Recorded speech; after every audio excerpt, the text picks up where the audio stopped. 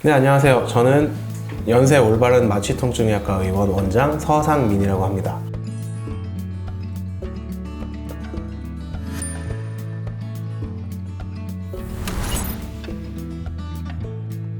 일단 충돌증후군이라는 말 이전에 어깨 해부학적 구조 먼저 제가 어느 정도 설명을 드려야 될 것 같습니다. 어깨 회전근개라고 하는 제일 중요한 4가지 근육으로 이루어져 있고, 극상근, 소원근, 견갑하근, 그리고 극하근, 이렇게 4가지로 이루어져 있는데요. 충돌증후군이라는 말 자체가 지붕뼈와 밑에 있는 위팔뼈가 부딪히면서 생기는 증후군이라고 생각하시면 됩니다. 그래서 보통 환자분들이 호소하시는 증상들은 갑자기 팔을 어떻게 뻗는 움직임에서 통증을 느낀다거나, 아니면 이렇게 위에 있는 물건들을 들고 움직이거나 팔을 갑자기 젖힐 때 갑작스럽게 찌릿한 통증이나 찌르는 듯한 통증을 호소하실 때 보통 충돌증후군이라고 진단을 합니다.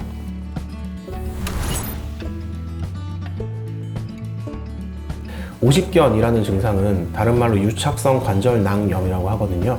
조금 쉽게 풀어서 얘기하면 관절 주머니가 염증이 생기면서 뻣뻣하게 들러붙었다 라고 얘기하는 겁니다. 오십견 또는 유착성 관절낭염이라는 질병은 보통 움직임이 줄어드는 상태로 나타나게 됩니다. 예를 들면 팔을 드는 움직임이라던가 외전, 아니면 뒷짐지는 움직임들이 좀 힘들어지는 질환이에요. 그래서 주로 많은 환자분들이 호소하실 때 옷을 입을 때 뒤로 팔을 빼기가 좀 어렵다, 뒷주머니에 있는 물건을 꺼내기 어렵다 라고 표현을 합니다. 그래서 그런 증상인 경우에는 저희가 오십견이라고 얘기를 하고요. 그래서 엑스레이나 몇 가지 검사를 더 거친 후에 진단을 하는 게 원칙이긴 합니다. 그리고 아까 말씀드린 대로 충돌증후군은 갑작스러운 어떤 일정한 움직임에 걸리는 느낌이 난다던가, 아까 제가 처음에 설명드렸듯이 팔을 특히 드는 움직임에서 여기 견봉부터 위팔로 걸리는 느낌이, 근육이 걸려서 안쪽에서 찝히는 듯이 나타나는 느낌의 통증, 그래서 찌르는 느낌이나 아니면 이렇게 찌릿한 느낌 같은 통증이 일시적으로 나타났다가 없어지는 증상 정도를 보통은 충돌증후군이라고 얘기합니다. 사실 이게 갑작스러운 질문이라 저도 정확하게 말씀드리기 좀 어려운데, 보통 이제 오십견이라는 말 자체는 그러니까 유착성 관절낭염, 그러니까 염증이 있다는 걸 표현하는 거고요. 충돌증후군이라는 건 얘네들이 둘이 충돌이 일어나면서 그것 때문에 파생되는 여러 가지 증상들의 묶음을 증후군이라고 표현을 하는 겁니다. 네, 그렇게 생각하시면 될 것 같아요.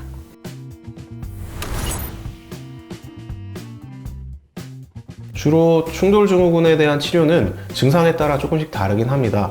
조금 깊이 들어가면 안쪽에 있는 관절면이나 이런 곳에도 손상을 입는 경우가 많은데, 제일 많이 오시는 분들은 극상근의 손상 때문에 오시는 분들이 많거든요. 그래서 그런 부분들은 통증이 심할 경우에는 MRI 등의 검사를 해서 정말 이쪽에 염증이 많은지, 아니면은 정말 그 극상건이라는 부분이 파열이 되었는지, 그 파열이 되었다면 그게 어느 정도 두께로 어느 정도 양으로 파열이 되었는지 확인을 하는 게 일단 제일 중요할 것 같긴 하고요. 완전 파열이 되어서 오시는 분은 거의 없긴 하니까 치료는 기본적으로 보존적인 치료를 하게 됩니다. 보존적인 치료라 함은 어깨 쪽에 염증이 있을 만한 부위, 그 파열이 돼서 부분 파열이라도 안쪽에 염증이 좀 생길 거거든요. 이제 그런 부위에 주사 치료를 하든지, 저희 뒷짐지고 이렇게 견갑상건을 만질 수 있습니다. 극상건을 만질 수 있습니다. 그래서 그런 부위 쪽으로 충격파 치료를 하든지, 아니면 물리치료 또는 저희가 운동 같은 거 교육을 하기 위해서 도수치료, 여러 가지 치료들을 해볼 수 있긴 합니다.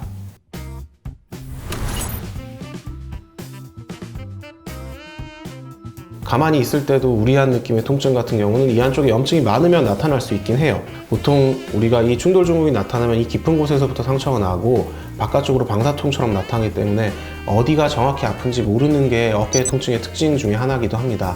그래서 일단은 여러 가지 검사가 좀 더 필요할 것 같은데요. 팔 전체가 저린 증상이 나타나거나 가만히 있어도 찌릿찌릿한 느낌이나 아니면 다른 방사통 양상의 증상이 나타난다고 하면 그거는 무조건 충돌증후군이라고 보기는 좀 어렵고, 경추 쪽의 신경 증상이라던가 아니면 다른 여러 가지 질환들을 감별해야 될 필요는 있긴 합니다.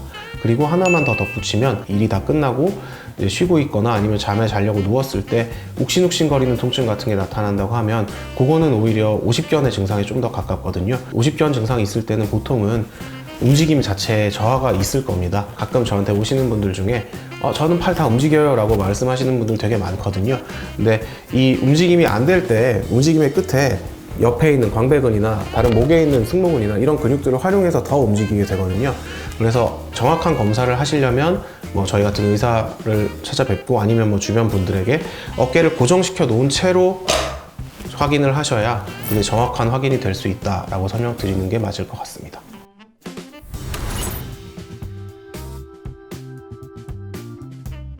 어깨 자체는 기본적으로 쓰면 쓸수록 다치는 구조긴 합니다. 건강하게 쓰고 있으시다면 크게 상관없긴 한데, 현대인들의 자세들이나 아니면 뭐 이제 노화로 인해서 구조가 바뀌어 있는 상태에서 팔을 쓰거나 안 좋게 쓰게 되면 보통은 증상이 생기는 게 당연히 맞는 일이거든요. 그래서 바른 자세로 쓰시는 게 제일 좋은데, 그 중에서 어깨를 안 좋게 쓰는데 가장 큰 일을 하는 것들은 라운드 숄더라고 하죠. 앞으로 말려있는 어깨들이 있을 때 팔을 움직이면 더 부딪힘이 심해지거든요. 충돌 증후군 같은 것도. 그래서 그런 것들을 최대한 줄일 수 있도록 어깨를 항상 좀 펴고 계신다. 이렇게 팔을 펴서 이렇게 펴주는 운동들 한 15초 간격으로 10회 정도 진행해 주시는 거는 좋은 것으로 되어 있습니다. 이게 이렇게 폈을 때 뒤쪽에 있는 이 견갑골들 둘이서 최대한 만날 수 있게 펴주시는 것 정도로 생각하시면 될 것 같습니다. 사실 해야 될 것은 정말 많습니다.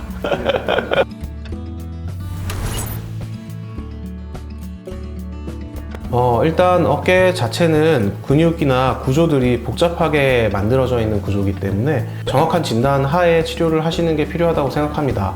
그리고 처음 말씀드렸듯이 충돌 증후군 증상도 아주 여러 가지로 나타날 수 있고, 그것을 경추 질환이나 아니면 다른 여러 가지 질환들이랑 감별해야 될 가능성들이 좀 필요하기 때문에, 통증이 있으시다면 먼저 과격하게 뭐 운동을 해보거나 스트레칭을 본인 마음대로 하시는 것보다는 가능하시다면 병원에 오시는 게 제일 좋을 거고요. 그래서 진단은 어쨌든 의사들한테 와서 좀 받으시는 게 좋으실 것 같고, 일상생활에서 운동을 하시더라도 혼자서 안 좋은 자세로 안 좋게 하셔서 더 나빠지시는 분들이 많기 때문에 물리치료 선생님들이나 PT 트레이너 선생님들한테는 좀 가셔서 정확한 자세로 정확한 운동을 할 수 있도록 배우는 게 굉장히 중요하다.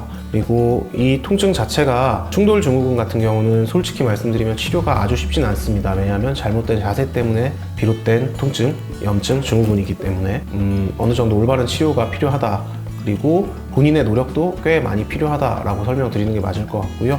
덧붙여서 오십견 증상 같은 경우도 저희 병원 같은 경우는 그냥 치료만 해드리는 게 아니라 치료 이후에 운동도 가르쳐 드리고 그 뒤에 유지 관리를 어떻게 하는지 또 굉장히 중요합니다. 왜냐하면 유병 기간이 모두 다 엄청나게 긴 병들이거든요. 거의 50견 같은 경우는 1년에서 1년 6개월까지도 얘기하고, 충돌 증후군은 사실 한번 다치면은 그냥 닫혀있는 상태로 어느 정도는 유지하고 있다는 걸로 보는 게 맞거든요. 완전한 치료라기보다는 유지 관리를 잘해서 모든 사람들이 어깨가 관절이 괜찮고 아프지 않았으면 좋겠습니다.